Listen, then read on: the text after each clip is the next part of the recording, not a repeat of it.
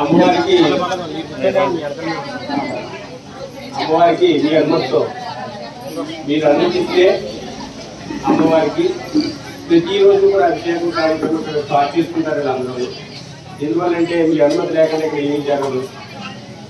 ఈ కమిటీ వారు అందరినీ కోరేది ఒకటే, ఎందుకంటే అమ్మ ఎప్పుడు ప్రతిరోజు కూడా అందంగా ఆనందంగా మన అందరినీ సుఖంగా చూసే విధంగా ఆవిడకి అభిషేకం ప్రతిరోజు కూడా సేవ చేసుకునే భాగ్యాన్ని కమిటీ వారి ద్వారా మీరు అందరూ ఒకేసి చెప్పండి. అందరూ మాట్లాడుకున్నారా? చెప్పండి. బాగుంది, అందరూ మాట్లాడుతున్నారు.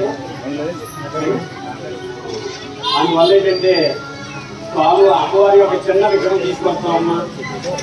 లక్ష్మీ నరసింహస్వామి గుళ్ళో ఏ విధంగా అయితే రోజు అభిషేకం జరుగుతుందో అలాగా ప్రతిరోజు కూడా అంటే వారం రోజుల పాటు అంటే శనివారం నుండి వచ్చి శుక్రవారం వరకు వారం రోజుల పాటు అమ్మవారికి రోజు అభిషేకం చేసుకొని తెల్లవారుజామున ఇచ్చి మంత్రం ఇచ్చారమ్మ ఆవిడ.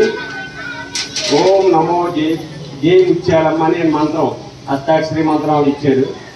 మీరు స్టార్ట్ చేసేటప్పుడు ఓం నమో నారాయణాయ అనే మంత్రం, ఓం నమో నారాయణాయ మంత్రం అంటే అసలు అర్థం ఏంటంటే అంతటా ఉన్న భగవంతుడికి నమస్కారం చేస్తున్నానని దాని అర్థం అమ్మ. ఓం నమో నారాయణ అంటే ఏదో మంత్రం అనుకోకండి, అంతటా వ్యాపించున్న భగవంతుడికి నేను నమస్కారం చేస్తున్నాను అనేది దాని అర్థం.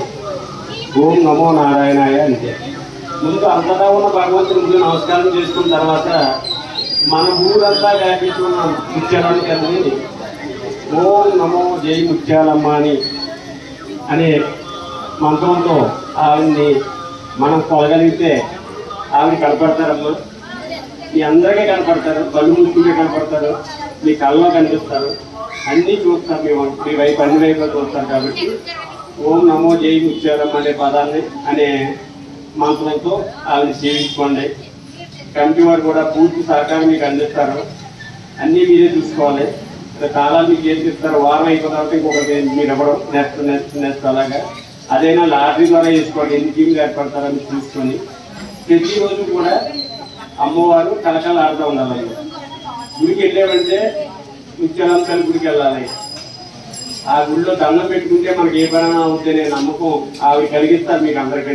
వచ్చి దండం పెట్టుకునే వెంటనే ఆ పని పూర్తయ్యేలా కాబట్టి వస్తుంది. ఎందుకంటే కడుపు నిండా అన్నం పెట్టిన తర్వాత అమ్మ నాకు ఇది కావాలంటే ఎవరైనా ఇస్తారు ఎవరు? సగం పెట్టిన తర్వాత సగం పెట్టామనుకోండి కూర్చుని కడుపు నిండా కదా వచ్చి అన్నం పెట్టుకుంటే మాత్రం ఆవిడ ఏమవుతుంది? మనం రోజు వచ్చి ఆవిడ కడుపు నిండా అన్నం పెట్టి అంటే ప్రసాదం పెట్టి అలంకరణ చేసి అభిషేకం చేసినప్పుడు ఆవిడ తీర్చలేని కోరికంటూ ఏది ఉండదమ్మా. కాబట్టి మీరు అందరూ కూడా చక్కగా ఆ అమ్మవారికి సేవ మొదలు పెడతాం. 9లోనే అంటే విగ్రహం కొనమన్నారు. ఆ విగ్రహాన్ని రాజమండ్రి నుంచి తీసుకురావాలి. కాబట్టి మీరు ఒక్కొక్కరు ఒక్కొక్క రూపాయైనా దాని మీద పడిగా తీసుకోండి. మిమ్మల్ని ఎక్కువ అడగవు. ఒక్క రూపాయి అయినా సరే ఎప్పుడైతే మీ ఒక్క రూపాయి దానిలో పడిందో అది నా విగ్రహం, నా తల్లి, నా విగ్రహం, నేను నా డబ్బులు దానిలో ఉన్నాయనే భావన ఎప్పుడైతే వచ్చిందో మరింత ప్రేమ కలుగుతుంది ఆ విగ్రహం మీద, అంటే ఆ దేవత మీద.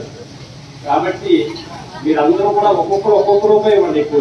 ఎందుకంటే అది ఎంతో ఉండదు, తక్కువలో ఉంటుంది. కాబట్టి ఒక్కొక్క రూపాయి అయినా మీకు రూపాయి పడేటట్టు చూసుకోండి. అప్పుడు మనం ఆ విగ్రహం తీసుకొద్దాం. తీసుకొచ్చిన తర్వాత కమిటీ వారు ఒక మంచి ముహూర్తం రోజు మొదలు పెడదాం. కమిటీ వారు కూడా పూర్తి సహకారం ఉంది. కాబట్టి మీరందరూ కూడా జాగ్రత్తగా నడిపించండి అమ్మవారిని. నెక్స్ట్ ఇంకొక విషయం ఏంటంటేనమ్మా, మన హిందూ ధర్మంలో ఉన్నది